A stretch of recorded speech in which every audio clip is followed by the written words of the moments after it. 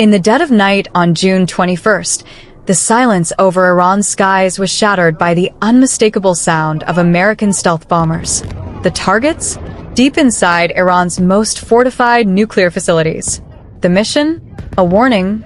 Or maybe something much more. After years of tension and fragile diplomacy, the line has been crossed. This is how wars begin. The United States executed precision airstrikes on 3 of Iran's most guarded nuclear sites, Natanz, Fordow, and Isfahan. These were no ordinary bombs. These were GBU-57 bunker busters, designed to pierce 60 feet of reinforced concrete. The objective? Cripple Iran's uranium enrichment program and send a clear message to Tehran.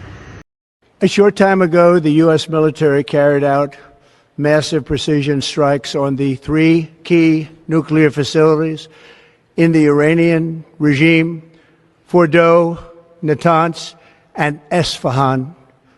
Everybody heard those names for years as they built this horribly destructive enterprise.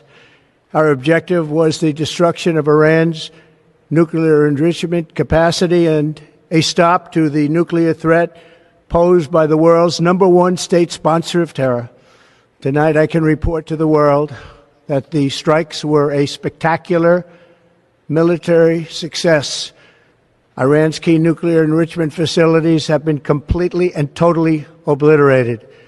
Iran, the bully of the Middle East, must now make peace. If they do not, future attacks will be far greater and a lot easier. For 40 years, Iran has been saying death to America, death to Israel. They have been killing our people, blowing off their arms, blowing off their legs with roadside bombs. That was their specialty. We lost over 1,000 people, and hundreds of thousands throughout the Middle East and around the world have died as a direct result of their hate. In particular, so many were killed by their general, Qasem Soleimani. I decided a long time ago that I would not let this happen. It will not continue. I want to thank and congratulate Prime Minister Bibi Netanyahu.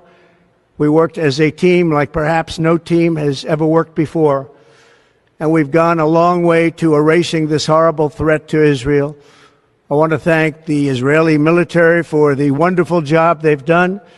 And most importantly, I want to congratulate the great American patriots who flew those magnificent machines tonight, and all of the United States military on an operation the likes of which the world has not seen in many, many decades.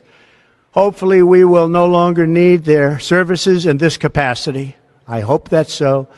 I also want to congratulate the chairman of the Joint Chiefs of Staff, General Dan Raisen-Kane, spectacular general, and all of the brilliant military minds involved in this attack. With all of that being said, this cannot continue. There will be either peace or there will be tragedy for Iran far greater than we have witnessed over the last 8 days. Remember, there are many targets left. Tonight's was the most difficult of them all, by far, and perhaps the most lethal. But if peace does not come quickly, we will go after those other targets with precision, speed, and skill. Most of them can be taken out in a matter of minutes. There's no military in the world that could have done what we did tonight, not even close. There has never been a military that could do what took place just a little while ago. Tomorrow, General Kane, Secretary of Defense, Pete Hegseth will have a press conference at 8 a.m. at the Pentagon.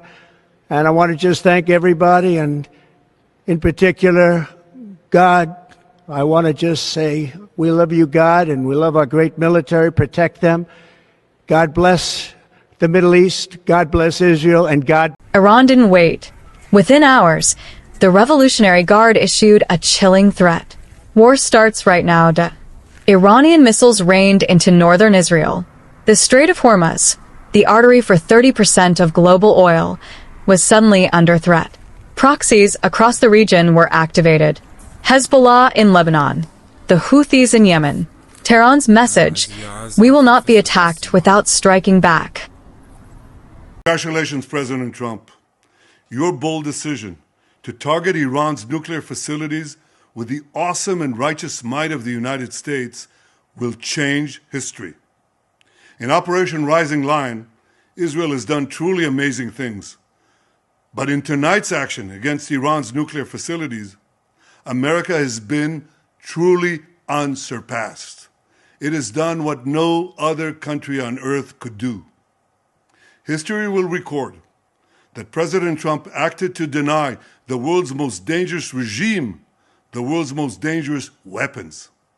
His leadership today has created a pivot of history that can help lead the Middle East and beyond to a future of prosperity and peace. President Trump and I often say, peace through strength. First comes strength, then comes peace. And tonight, President Trump and the United States acted with a lot of strength. President Trump, I thank you. And the threats to our nations, they don't sleep. They're watching our every move. Iran, Russia, China, North Korea, ISIS, Al-Qaeda. They may be watching this right now.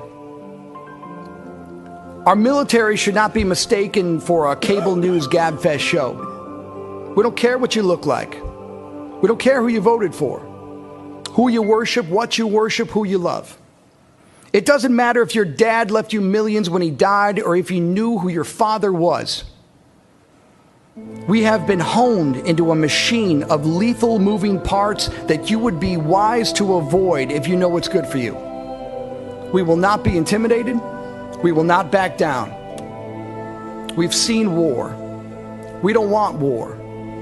But if you want war with the United States of America, there's one thing I can promise you, so help me. So, why now? Why strike at this moment? Because Iran crossed a red line.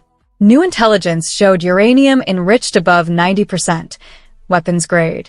Combine that with their new Qassam-Basr missiles, 1,200 kilometers of range, and the threat became immediate.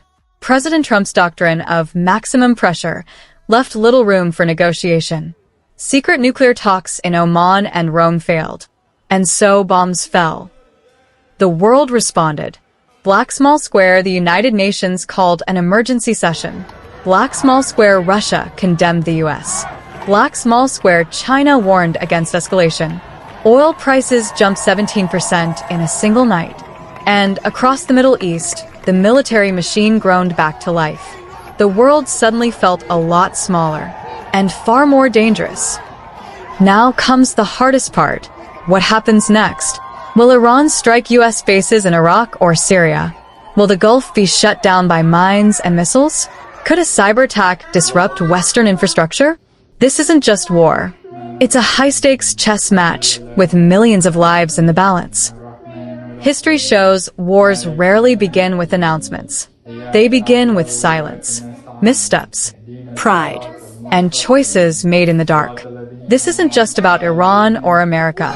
It's about a world on edge and a future on the line. What happens next could define the rest of this century. What do you think will happen next? Bell subscribe for more critical updates. Hashtag US vs Iran, hashtag Middle East crisis, hashtag global conflict.